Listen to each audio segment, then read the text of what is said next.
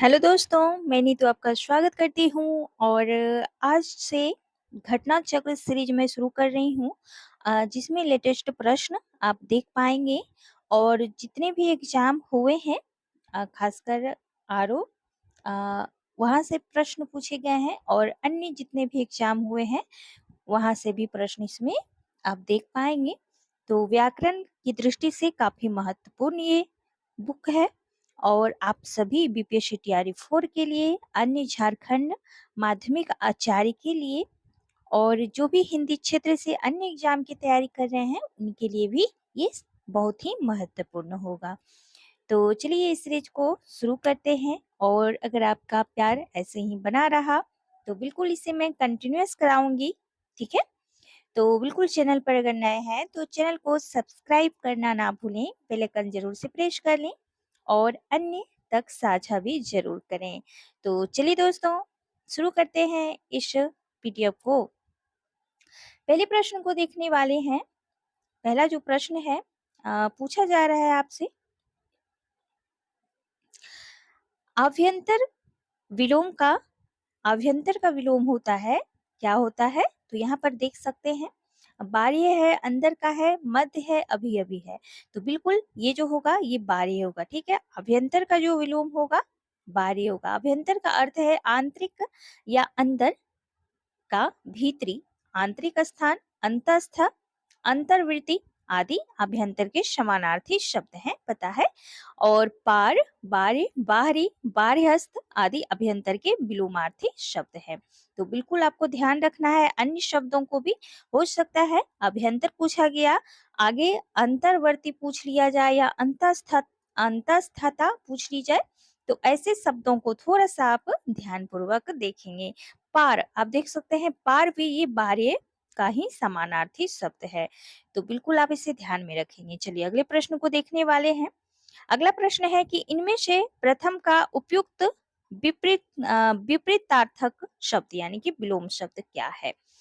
प्रधान है, गौण है, अंतिम है या फिर प्रत्यक्ष है? तो बिल्कुल इसका जो विपरीत शब्द है प्रथम का अंतिम होगा और ये देख सकते हैं कि यूपी आरओ एआरओ प्री में ये 2021 का प्रश्न है। चलिए अगले प्रश्न को देखेंगे। अगला प्रश्न है कि श्री गणेश शब्द का विलोम है इति, इतिश्री, अथ या फिर इत्यालम। आप ये देख सकते हैं कि कितना एग्जामों में पूछा गया है, 10 में, 9 में, 6 में। ठीक है, तो यहाँ पर जो आपका आंसर होगा इतिश्री होगा। ठीक है, श्री गणेश का जो शब्द है विलोम शब्द होगा इतिश्री, ध्यान रखना है इसे। अब थोड़ा सा यहाँ पर देख सकते हैं काफी अच्छे से दिया गया है, तो ये भी मैं आप लोगों के लिए पढ़ दूंगी। श्री गणेश का जो विलोम है इतिश्री है, जबकि अथ का जो विलोम है इति है। ध्यान रखना है, अथ का जो विलोम होता है वो इति है। इत्यालम से इसका कोई संबंध नहीं है, ध्यान रखना है। कुछ अन्य जो विलोम है, उद्घाटन का समापन होगा, प्रति का निष्पत्ति होगा, अठाना का पुगाना होगा, सूत्रपात का उपसंहार होगा, प्रारंभ का अंत होगा। तो ये भी आपके लिए महत्वपूर्ण है। चलिए अगले प्रश्न को देखेंगे। अगला प्रश्न है कि उद्घाटन का विलोम है प्रसारण, गुप्त, समापन या फिर समर्पित। तो यहाँ पर आप लोगों ने व्याख्या देख ही लिया है इसमें स्लाइड में। तो यहाँ पर जो है समापन होगा। ठीक है, उद्घाटन का समापन होता है। अगले प्रश्न को देखेंगे।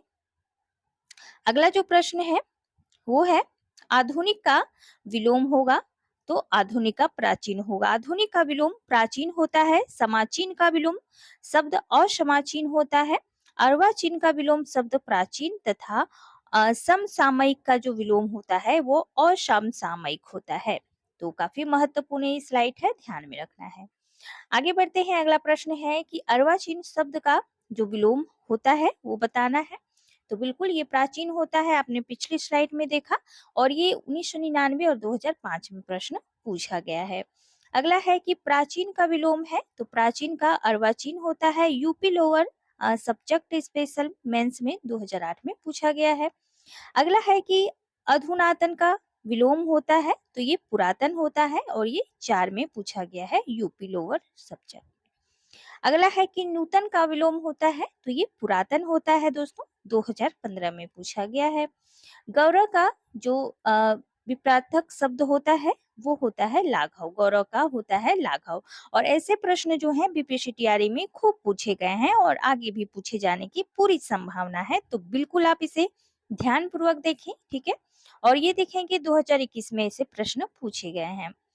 तो यहाँ पर देख लेते हैं, गौरव का जो विपरार्थक शब्द होता है वो लाघव होता है। वैभव का विपरार्थक शब्द होता है दारिद्र्य, दारिद्र्य। और दैन्य, ठीक है, अथवा दैन्य, दारिद्र्य या फिर दैन्य, ये वैभव का होता है, ध्यान रखना है ये दो शब्द। पराभव का विपरार्थक शब्द होता है विभव, ठीक है। क्या होता है? पराभव का विभव होता है। आगे देख लें, नैसर्गिक का विपरार्थक शब्द क्या होता है? तो ये कृत्रिम होता है। नैसर्गिक का कृत्रिम होता है और ये 2021 में पूछा गया प्रश्न है। नैसर्गिक का जो विपरार्थक शब्द है वो कृत्रिम होता है। अनुवर का जो विपरार्थक शब्द होता है वो उर्वर होता है। आरवी भाव का विपरीत जो शब्द होता है वो तिरोभाव होता है अथवा अवसान, ठीक है। आविर्भाव का तिरोभाव या फिर अवसान, ये दो शब्द होते हैं। प्राकृत का अप्राकृत होता है, ये आपको ध्यान रखना है। चलिए इसके साथ ही आगे बढ़ते हैं। नैसर्गिक का विलोम क्या होता है? तो ये कृत्रिम होता है। अब देखें कि 18 में भी, 14 में भी और 16 में भी देख सकते हैं कि एक प्रश्न कितने का एग्जामों में आ चुके हैं और ये प्रश्न कभी भी पुराने नहीं होते हैं आपके एग्जाम के दृष्टिकोण से, क्योंकि जो भी प्रश्न महत्वपूर्ण होते हैं वो आपकी परीक्षा में पूछे जाएंगे, ठीक है। तो जो प्रश्न होते हैं दोस्तों वो पुराने कभी नहीं होते हैं, ये आपको ध्यान रखना है। और यहाँ पर देख सकते हैं कि नैसर्गिक का जो विलोम होता है वो कृत्रिम होता है। इसका विलोम अनैसर्गिक भी हो सकता है। प्राकृत का नैसर्गिक का ही समानार्थी है। जो प्राकृतिक है वो नैसर्गिक का ही समानार्थी शब्द है। स्वर्गीय का जो विलोम होता है नारकीय होता है, जबकि संश्लेषित का एक अशुद्ध शब्द है, ध्यान रखना है। अगले प्रश्न को देखेंगे। अगला प्रश्न है, अनुग्रह का जो उपयुक्त विपरीतार्थक शब्द होते हैं वो क्या होते हैं? विग्रह। अनुग्रह का विग्रह होते हैं और ये 2021 में प्रश्न पूछा गया है। अनुग्रह का जो विपरीत शब्द होते हैं ये विग्रह होते हैं। अब विग्रह संधि या समास का भी विलोम शब्द है, ये भी ध्यान में रखना है। परिग्रह का जो विपरीत शब्द होता है वो अपरिग्रह है। आग्रह का विपरीत शब्द अनाग्रह है तथा संग्रह का जो विपरीतार्थक शब्द होते हैं वो त्याग होता है, ध्यान रखना है। चलिए आगे देख लेते हैं। आगे है कि अनुग्रह शब्द का विलोम लिखिए, तो ये विग्रह होता है। अभी आपने देखा 10 में और 9 में पूछे गए प्रश्न है। चलिए आगे बढ़ते हैं। आगे प्रश्न को देख लेते हैं। अगला प्रश्न है, इनमें से अनुग्रह शब्द का विलोम होता है, क्या होता है? विग्रह होता है। 2000 और 2014 में पूछा गया प्रश्न है। आगे है, सदाचार का विलोम होता है कदाचार, ठीक है। सदाचार का विलोम कदाचार होता है। सदाचार के अन्य विलोम है अनाचार अथवा दुराचार भी होता है, ध्यान रखना है ये दो शब्द। आचार का विलोम होता है अनाचार। अन्याय का विलोम होता है न्याय तथा अपराध का विलोम निरअपराध होता है, ये भी साथ में ध्यान रखना है और ये भी 21 में टेस्ट पूछा गया है। चलिए अगले प्रश्न को देखें। इनमें से विलोम शब्दों का एक सही युग्म है, कौन सा है? तो यहाँ पर आदृत का तिरस्कृत होगा, देख सकते हैं। आप कहेंगे आपत्ति का विपत्ति होगा, गणतंत्र का जनतंत्र होगा, अवर्षण का अनावर्षण होगा। तो यहाँ पर सही युग्म आपको बताना है जो कि इनमें से कोई नहीं है, डी ऑप्शन आपका करेक्ट है। आदृत का जो विलोम होगा अनादृत होगा। आपत्ति का विलोम अनापत्ति होगा, ठीक है। क्या होगा? अनापत्ति। विपत्ति का विलोम संपत्ति। गणतंत्र का जनतंत्र का विलोम होगा। गणतंत्र और जनतंत्र दोनों एक ही शब्द है और इसका विलोम राजतंत्र होता है दोस्तों। आवर्षण का विलोम होता है अनावर्षण तथा अपवर्षण, ठीक है। अवर्षण, अवर्षण का विलोम होता है वर्षण। तो यहाँ पर आप देख पा रहे हैं कि एक ही शब्द को दे दिया गया है विलोम में। गणतंत्र और जनतंत्र दोनों एक ही सिमिलर प्रश्न है। चलिए, सिमिलर शब्द हैं यानी कि समानार्थी हैं। आवर्तक का विपरार्थक शब्द है दोस्तों अनावर्तक, ठीक है। और ये भी 21वें प्रश्न पूछा गया है। आवर्तक का विपरीत जो शब्द होता है अनावर्तक होता है। आवृत्त का विपरीत शब्द अनावृत होता है। प्रकर्षक का विपरीत शब्द अप्रकर्षक होता है तथा प्रवर्तक का विपरीत शब्द अप्रवर्तक होता है। तो ध्यान रखना है। आगे बढ़ते हैं अगले प्रश्न पे। आवर्तक का सही विलोम है अनावर्तक। अभी आप लोगों ने देखा पिछली स्लाइड में और ये 17 में पूछा गया प्रश्न है। आगे बढ़ते हैं। आवर्तक का विलोम शब्द है अनावर्तक। ए ऑप्शन बिल्कुल करेक्ट है। अमृत का विलोम होता है तो अमृत का विष होता है। 21 में ये भी पूछा गया और देखें कि ये 99 और 2005 में प्रश्न पूछे गए हैं। यहाँ पर अमृत का विलोम शब्द विष होता है। मधुर का कटु, कर्कश, तीक्ष्ण। सुधा का विलोम गरल, पीयूष, ये विष होता है। ठीक है। सुधा का विलोम जो होता है वो गरल, पीयूष तथा विष होता है। ये आपको ध्यान रखना है। आगे बढ़ते हैं अगले प्रश्न पे। निषिद्ध का सर्वथा उपयुक्त जो विपरीत शब्द है दोस्तों वो क्या होगा? तो ये विहित होता है। काफी महत्वपूर्ण ये प्रश्न है, ध्यान रखना है। और ये देखिए 17, 16 में और 13 में लगातार पूछे गए हैं तो ध्यान रखना है। निषिद्ध का जो उपयुक्त विपरीतार्थक शब्द है ये विहित होता है। निश्चित का अनिश्चित विपरीतार्थक तथा उचित का अनुचित होता है। ध्यान रखना है। आगे बढ़ते हैं अगले प्रश्न पे। निषिद्ध के लिए सही विलोम शब्द है विहित। देख सकते हैं 2017 में भी पूछा गया ये प्रश्न है तो महत्वपूर्ण है। निषिद्ध के लिए सही विलोम शब्द है। अब देखिए 2017 में भी ये मेंस में पूछा गया है और प्री में भी पूछा गया है तो ये विहित ही होगा। ध्यान रखना है इसे। अगले प्रश्न को देखेंगे। निम्नलिखित में से एक शब्द शुष्क का विलोम होगा तो शुष्क का होगा आर्द्र। और ये जो है बीपीएससी टीआरई थर्ड में भी प्रश्न आ चुका है और 2 में भी। ठीक है। चलिए आगे बढ़ते हैं अगले प्रश्न पे।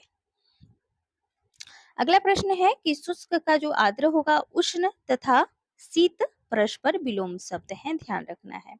निम्नलिखित में से एक शब्द स्थूल का विलोम नहीं है। ध्यान रखना है। तो कौन सा नहीं है? तो स्थूल का जो विलोम होगा सूक्ष्म होगा, दुर्बल होगा, तन्वी होगा लेकिन शाश्वत नहीं होगा। ध्यान रखना है। ये तीनों जो है ये स्थूल का विलोम है लेकिन शाश्वत नहीं है, शाश्वत इससे भिन्न है। चलिए आगे बढ़ते हैं।